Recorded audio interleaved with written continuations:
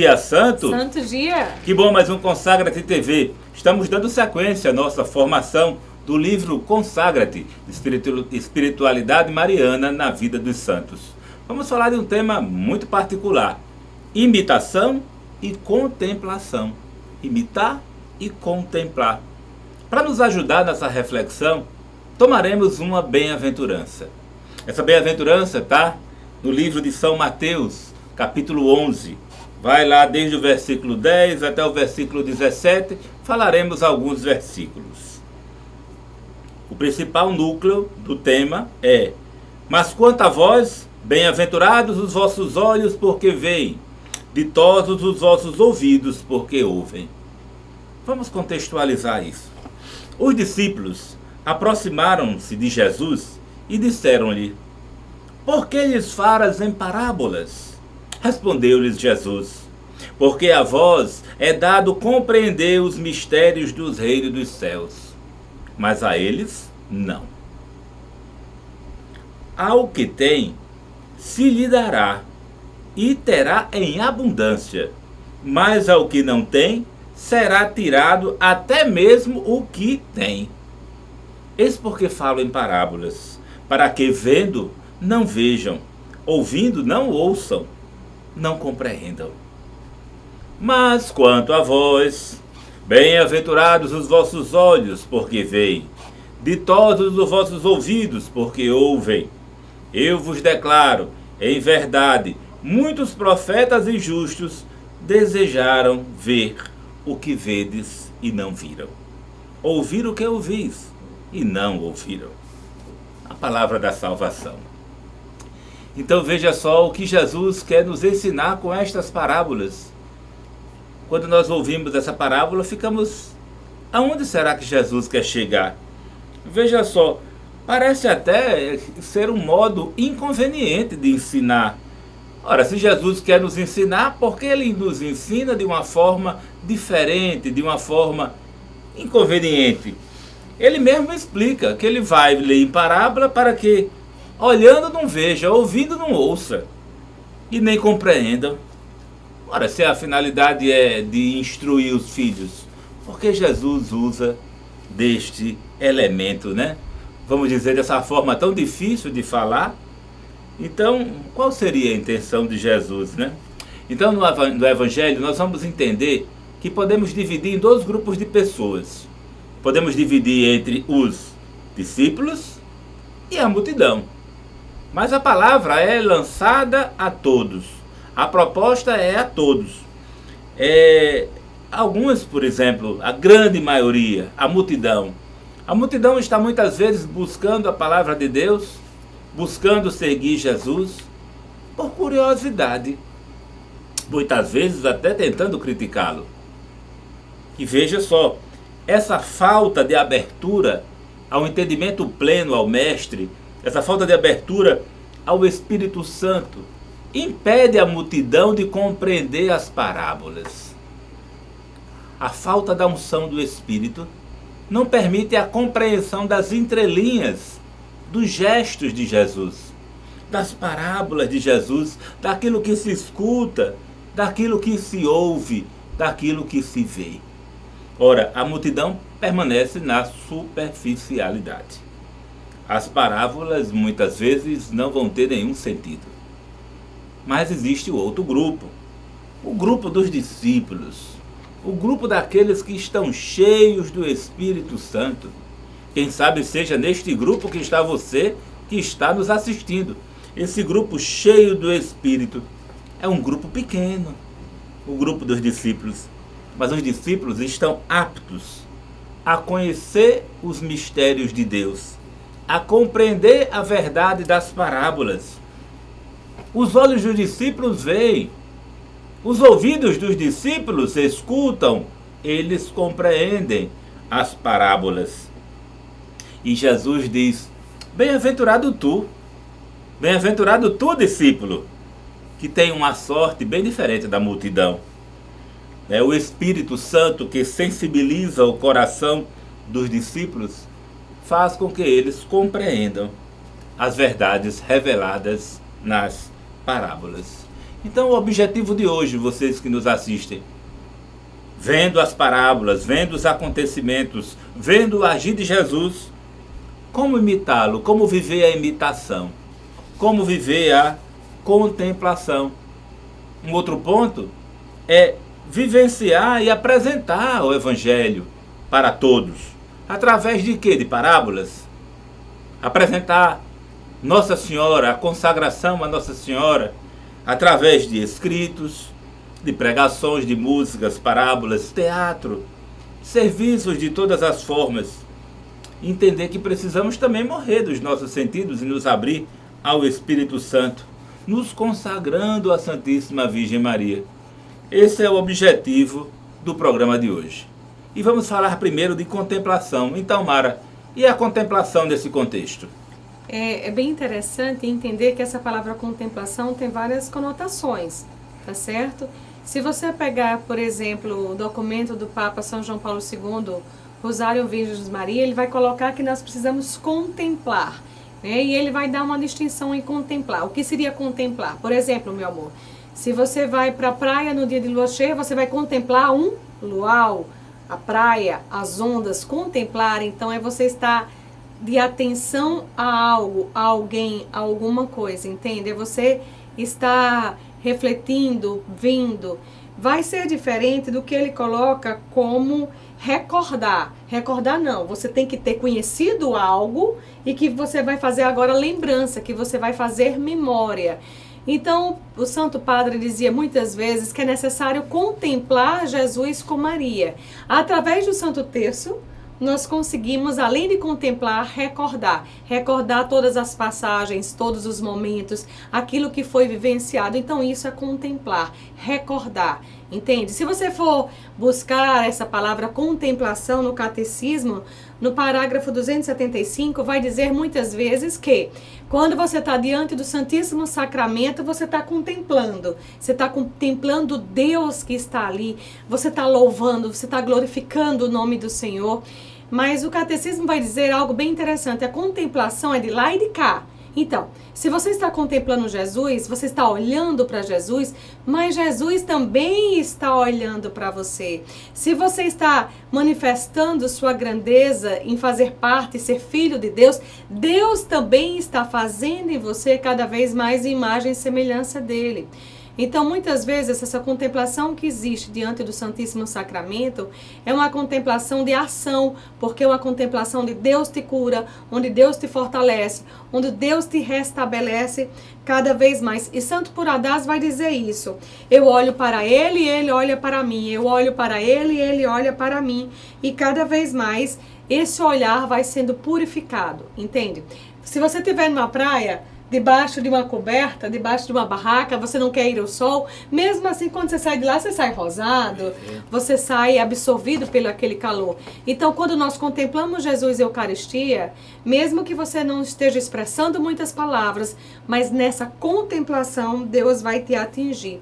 Então, a contemplação aqui vai ter o foco também de iluminar. Não é? Vai dizer que cada vez mais que nós estamos próximos das coisas sagradas, mais seremos iluminados, mais o nosso olhar vai se tornar purificado e vamos conseguir ver outras coisas. Iluminar também, ou contemplar, também vai me dar um foco do refletir. Cada vez que eu vou contemplar alguma coisa, eu começo a refletir. Então, qual é a sugestão também de um dos parágrafos do Catecismo? Agora o 2716 vai dizer o seguinte: é muito necessário nós refletirmos, contemplarmos. Amamos Jesus? Sim, amamos. Amamos Jesus na Eucaristia? Sim, amamos. Vamos para a Santa Missa, buscamos Jesus? Sim. Mas amamos Jesus na Palavra de Deus, porque é algo que faz contemplar Jesus, o Senhor, o Messias, o Mestre, aquele que cura, é se nós absorvemos a palavra que ele nos diz. Então agora a gente vai ter um sentido do contemplar relacionado a obedecer. Cada vez que eu contemplo os mandamentos da nossa Santa Igreja, eu obedeço esses mandamentos, meu irmão, é muito fácil dizer que eu amo a Deus sobre todas as coisas, mas eu acolho os mandamentos, os ensinamentos que a Igreja nos diz, e isso vai dar aquele caráter de contemplar. E aí, vai ser bem interessante quando se faz uma reflexão seguinte. Nós nessa vida conseguimos contemplar as coisas carnais, as coisas materiais. Os santos não. Mesmo nessa vida, eles já contemplavam o céu, eles já tinham outro entendimento. Por quê? Porque eles conseguiam cada vez mais fazer memória. Então hoje, se você olhar para a sua vida, o que é que você contempla? Pecados, virtudes, o que é que você contempla? Mortificação, estrutura, virtudes, o que é que você contempla? Mas o que a igreja quer nos fazer compreender cada vez mais é que nós precisamos, mesmo estando na vida terrena, contemplarmos o céu. É para lá que você quer ir, é para lá que você tem que tomar atitudes já hoje, você entende? As nossas atitudes agora é que vão determinar aquilo que um dia vamos contemplar. Veja, você pode contemplar o céu, os anjos, os santos, aquilo que você tem para ter, para receber, mas de repente, se sua forma de vida não está de acordo com os mandamentos, talvez o que você venha contemplar seja o inferno. Então, é necessário essa contemplação, essa reflexão cada vez mais do que é que nós estamos fazendo. E contemplar também vai ter um caráter de misericórdia. Quando eu olho para o meu irmão que me xinga, que diz blasfêmias, que me rouba, que me assalta, eu tenho um olhar para ele, eu tenho uma contemplação para ele de misericórdia, é algo também que nós precisamos perceber. E uma coisa que também nós encontramos, até isso mesmo no catecismo, é a contemplação enquanto oração. Muitas vezes nós estamos compenetrados, pensando, rezando, e daqui a um pedaço os pensamentos voam. Começamos a pensar em outras coisas. Então, pedir sempre a graça, de acordo com cada contemplação que você vai fazer, seja da sua vida, dos seus pecados, da sua forma de agir, pedir concentração, pedir que possamos estar cada vez mais pensando naquilo que Deus quer. E uma coisa para refletir é, você ama a Deus sobre todas as coisas, então as coisas que estão do seu lado, as coisas que você tem, as amizades que você tem, são amizades que te levam para o céu? Por quê, meu irmão? É bem forte aquela frase que vai dizer que onde está teu tesouro, aí está o teu coração. Onde está os teus olhos, está o teu coração, né? Isso a gente encontra em Mateus 6, 21. Então, se você é uma pessoa do mundo, as coisas que você vai desejar são coisas do mundo. Mas se você é uma pessoa do Espírito, então nós precisamos desejar as coisas do Espírito.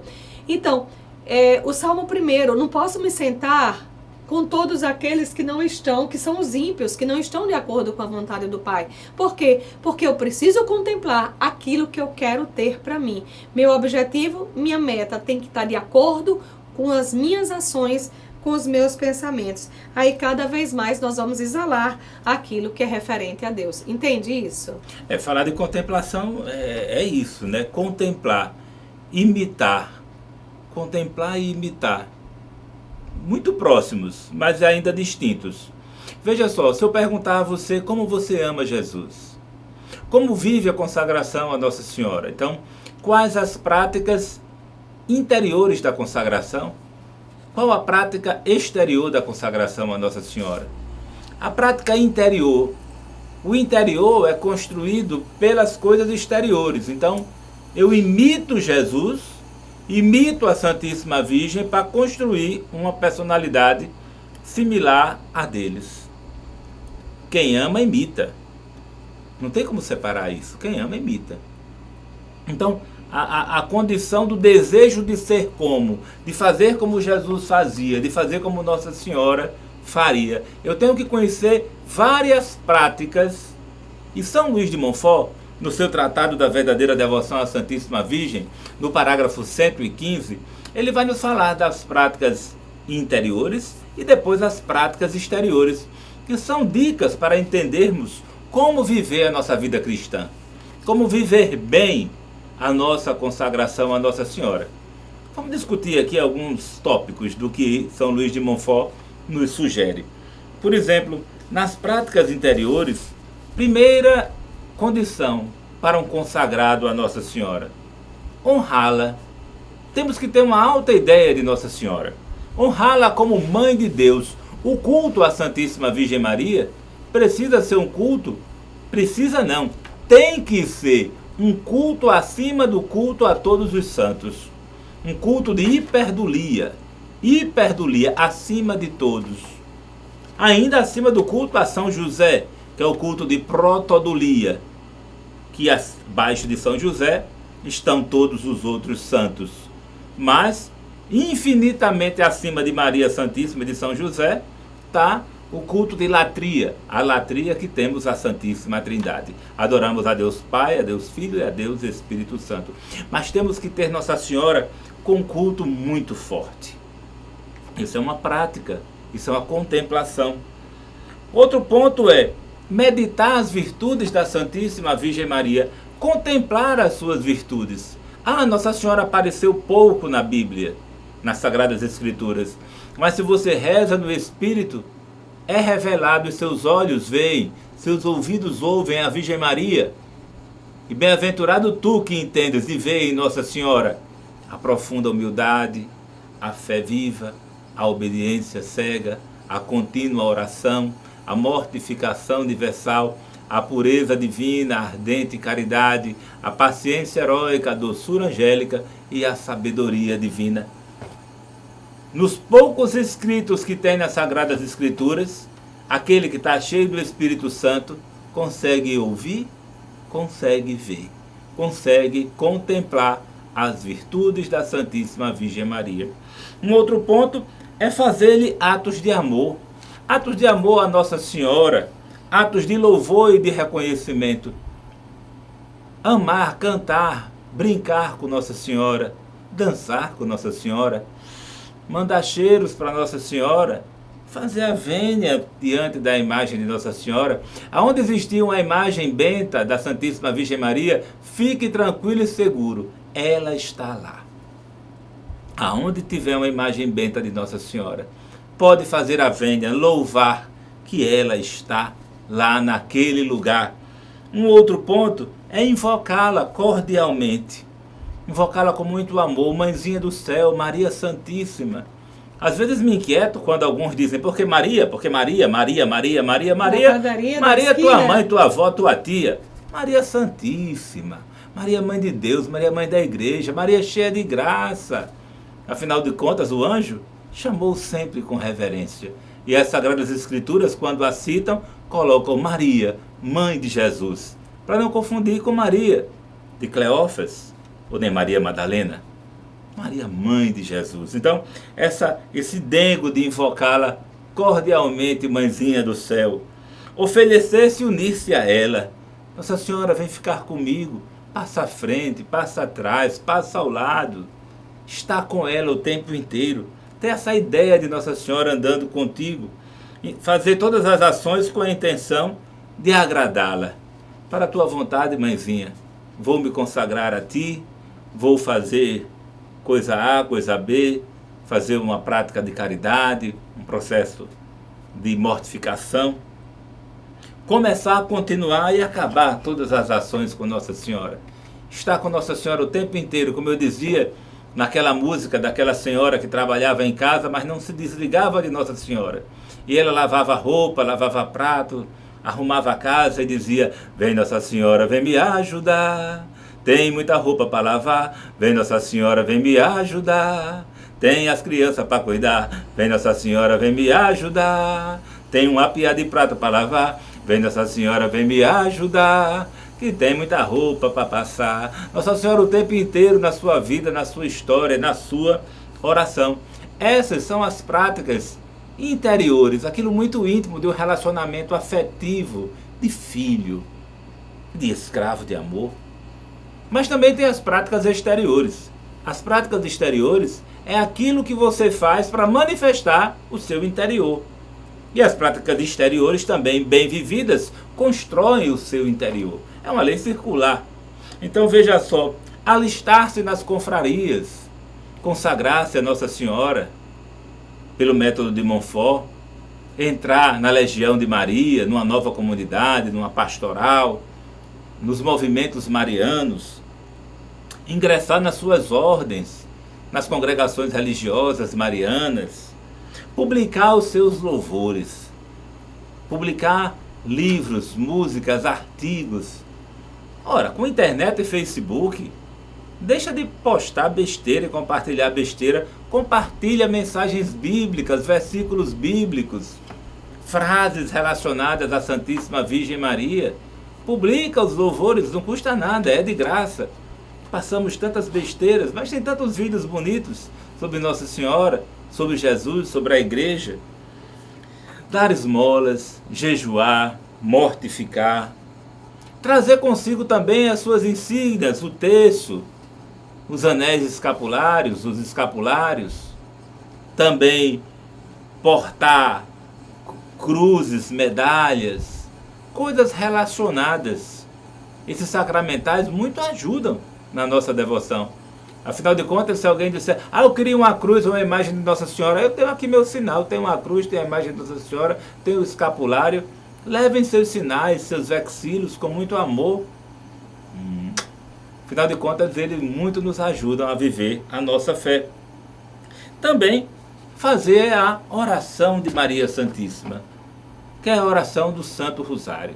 Ela sempre pede a oração do Rosário nas suas aparições em Medjugorje, em Lourdes. Ela sempre pede a oração do Rosário em Fátima. Se você não pode rezar o Rosário por tempo, o ativismo dessa vida, reza o terço todos os dias. Mas se você não pode rezar o terço, reza uma Ave Maria. Nossa Senhora pode ser também louvada por uma Salve Rainha, pelo ofício da Imaculada Conceição. Reza o Magnífica. São orações, formas de fazer um dengo para Nossa Senhora. Ter zelo pelas confrarias, pelas comunidades, pelos movimentos. Ajude a arrumar, ajude a cuidar. Afinal de contas, coloquem flores nas imagens de Nossa Senhora. Arrume seus altares, seus andores. Conduza suas imagens em procissão. Apresente Nossa Senhora para as crianças, para os jovens, para aqueles que não conhecem. Fale de Nossa Senhora para os ateus. Apresente-a com carinho e com respeito aos nossos irmãos evangélicos, para eles compreenderem um pouco dela. Afinal de contas, eles podem ter sido mal formados por aquele pastor ou aquele que o conduz. Então podemos fazer muitos dengos e nos consagrar a Nossa Senhora de uma maneira especial. Então, Mara, são muitos elementos para que possamos viver a imitação, para que possamos viver a contemplação. Então, a imitação. Como podemos mais imitar a Santíssima Virgem? Ser uma outra Maria no mundo, não é? Mas veja, César, houve muito combate, né? As pessoas que não tinham conhecimento de quem era a pessoa da Virgem Maria e começaram a alegar que ter devoção à Virgem Maria era algo que não produzia nenhum efeito espiritual. Isso é um absurdo, não é? Tudo bem, eu concordo que muitas vezes nós podemos até contemplar algo, ficar só naquela de olhar algo e não viver. Perfeito, existe realmente isso. Mas na verdade, quando você contempla a Virgem Maria, olha para a Virgem Maria e diz assim, mãe, quero ser tua, quero me entregar a ti, então a Virgem Maria vai começar sim a produzir um efeito naquela alma. A Virgem Maria sim vai cada vez mais fazer naquela alma. Meu irmão, as pessoas podem até contemplar algo e não viver aquilo que elas estão contemplando. Mas normalmente todas as pessoas que imitam é porque contemplam. Mas nem todos que contemplam é porque imitam. Você compreende isso? Eu posso olhar para a Virgem Maria e dizer, nossa, que mulher linda, que mulher boa, que mulher cheia de virtudes, e não fazer nada. Eu ter a Virgem Maria como mãe de Deus e morreu, pronto. Eu a respeito, mas isso não é ter devoção. Quando nós temos devoção a alguém é porque nós queremos imitar. Então, por exemplo, você me diz que tem devoção a São Francisco, mas não suporta os animais. Então, você não tem uma verdadeira devoção a São Francisco. Por quê? Porque devoção significa dever uma ação. É você copiar, é você imitar. Então, quem verdadeiramente tem uma devoção à Virgem Maria, imita.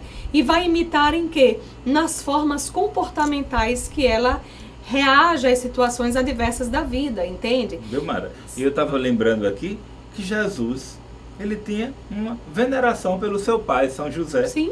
Jesus venerava José. Era até parecido, se você Exato, pegar as Jesus imagens. imitava José. Quando você olha para Jesus, é a cara de José. Barbudo, alto, forte. Coisas de José. Trabalhador, coisas de José. Jesus também, mesmo sendo Deus, ele imitava o seu pai no idioma, no ofício do trabalho, né? Nas Sagradas Escrituras, nós vamos pegar textos de Jesus que, se a gente cruzar com os textos da Virgem Maria, a gente vai dizer, nossa, isso aprendeu, né? O Magnífico de Nossa Senhora, lá na frente Jesus vai falar sobre os humildes. Então nós temos que entender que se o próprio Cristo quis se entregar à Virgem Maria, quis de certa maneira imitar sua mãe, e isso acontece normalmente com os filhos. Quantas vezes a gente vai ver que as filhas querem andar com os sapatos das mães, com as bolsas da mãe, porque tem um desejo de imitar. Então nada melhor do que nessa vida espiritual nós buscarmos a imitar também a Virgem Maria. Então você tenha essa compreensão. Para que você possa avaliar sua devoção, se é uma verdadeira ou uma falsa devoção à Santíssima Virgem, comece não a olhar mais para ela, mas comece a olhar para você. Como é que você está reagindo às pessoas quando lhe encontra? Como é que você está na sua vida de oração? Como é que você está na sua fé? Como é que você está no jejum?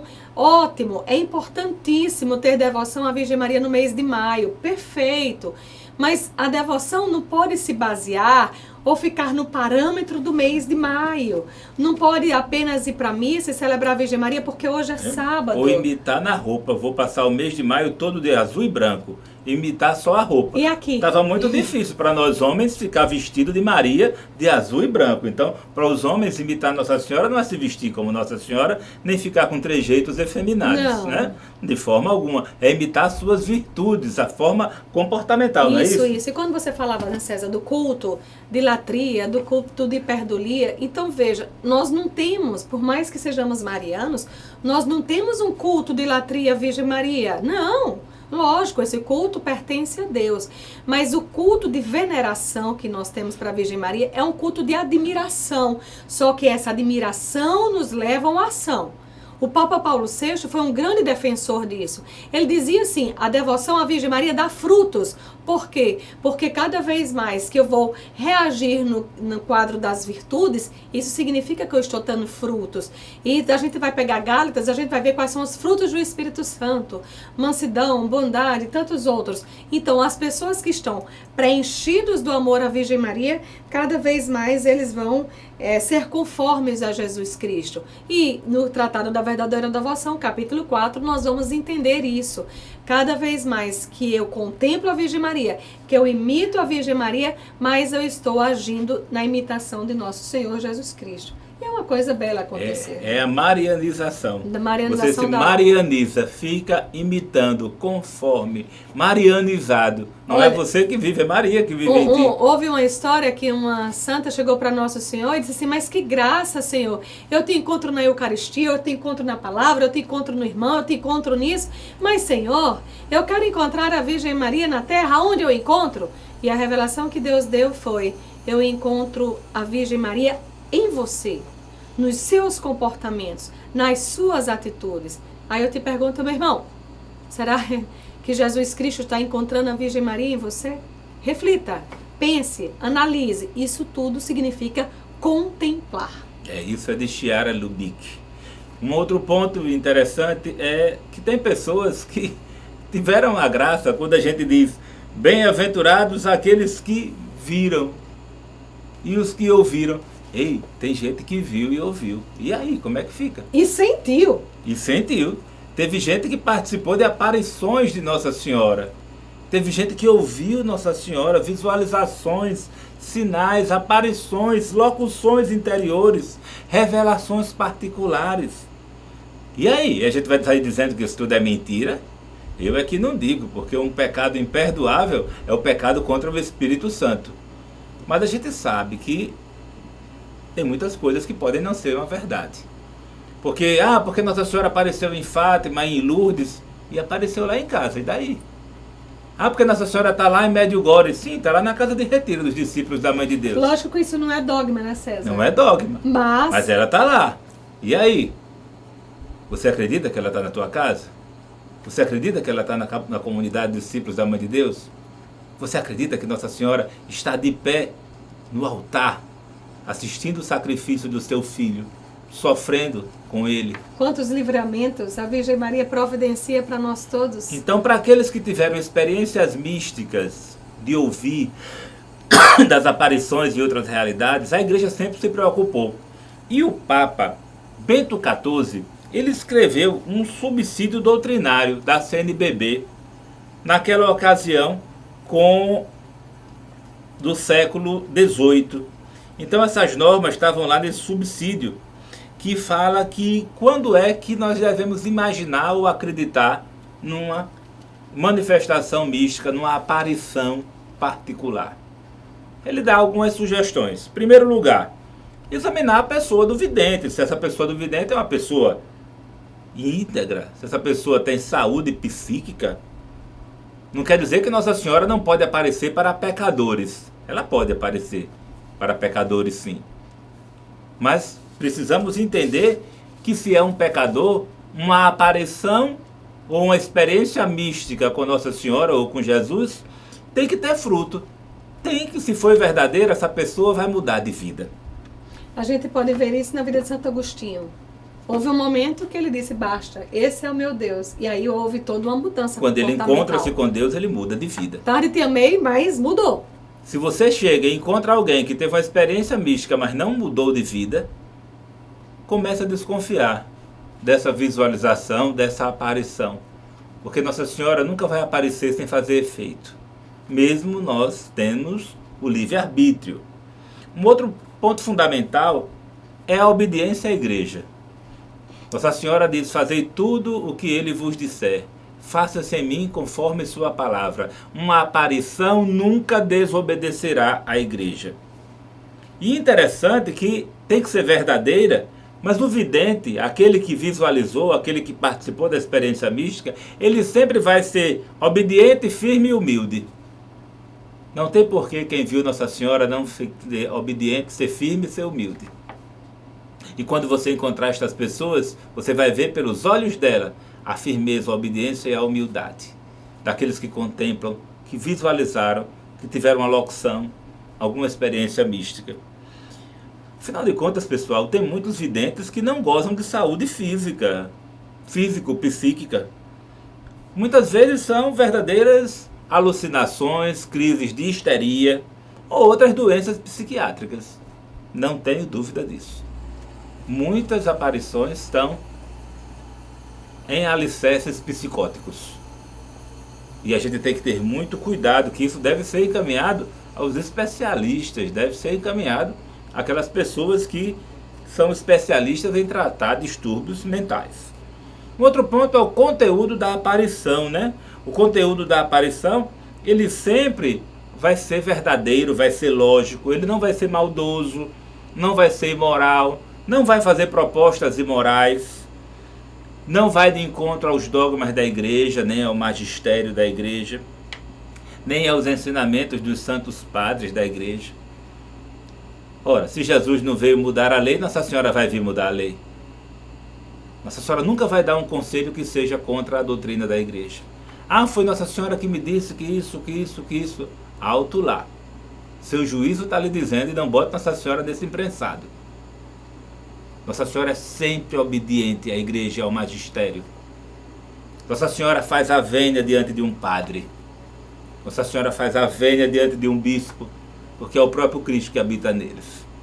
Então a aparição verdadeira também é a forma da aparição. Essa forma da aparição não vai apresentar deformidade de comportamento, de movimento de corpo ou de palavras. Existe a enculturação, mas mesmo com a enculturação afro, a enculturação japonesa, a enculturação de outras realidades do Brasil, não vai ter movimentos corporais ou de falas ou de gírias.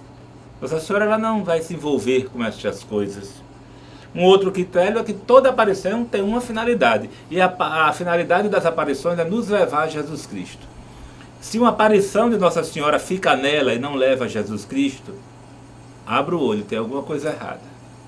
Toda ela tem um objetivo, uma afinidade de levar aqueles a ter uma íntima comunhão com Deus. E uma coisa assim bem interessante, né, César? A aparição da Virgem Maria sempre vai nos levar para a Eucaristia, tá bom? Então, nesses últimos tempos, nós vamos ver que tem muitas igrejas que estão colocando imagens de Nossa Senhora.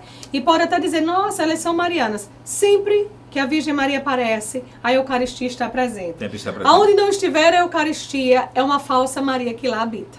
E essa falsa Maria está habitando em cultos pagãos, em movimentos evangélicos, pentecostais, em centros espíritas, e temos que ter muito cuidado para que essa Maria seja a verdadeira Maria, Mãe de Deus. Mãe do Verbo encarnado, que agora é Eucaristia. E discutir esse tema é muito interessante, porque diante dessas aparições existiram muitos milagres. E os milagres, muitas vezes, os milagres ocorridos atestam a veracidade. Mas sempre as aparições nos levarão a Deus, nos levarão à intimidade, nos levarão à comunhão. E se aquele milagre ainda não, aquele milagre ou aquela aparição ainda não foi aprovado pela igreja, deve-se continuar a investigação. Você não é obrigado a acreditar em nenhuma aparição de Nossa Senhora. Em nenhuma. Tem umas que têm um reconhecimento maior, como Fátima, né, como Guadalupe. Mas, por favor, não saiam por aí dizendo que outras aparições são mentirosas, ou falando mal de outras aparições, falando mal de realidades que nós não conhecemos. É necessário aguardar o pronunciamento da igreja. Aguardar o pronunciamento oficial da igreja. É oficial. Porque falaram mal de Medjugorje, o Vaticano falou mal de Medjugorje, mas não tem pronunciamento oficial a respeito de Medjugorje, de Garabandal, nem da aparição de Nossa Senhora lá em casa. Então vamos esperar e rezar mais. Então, Mara, vamos terminar o programa. Bem-aventurado aqueles que veem, aqueles que ouvem, porque a vocês foram reveladas coisas que não foram reveladas a muitos. Muitos que rezam muito, muitos líderes, muitos padres, muitos religiosos não tiveram a graça de ver aquilo que tu estás vendo, de compreender aquilo que tu estás ouvindo. Então, deixar um cheirinho hoje para todos, em especial para a Dona Raimunda, nonata do meu coração, a Dona Terezinha Cruz Dantas, a todas aquelas que vejam Nossa Senhora cada dia no seu dia a dia, nas suas histórias. Cheirinho para todos, consagra-te.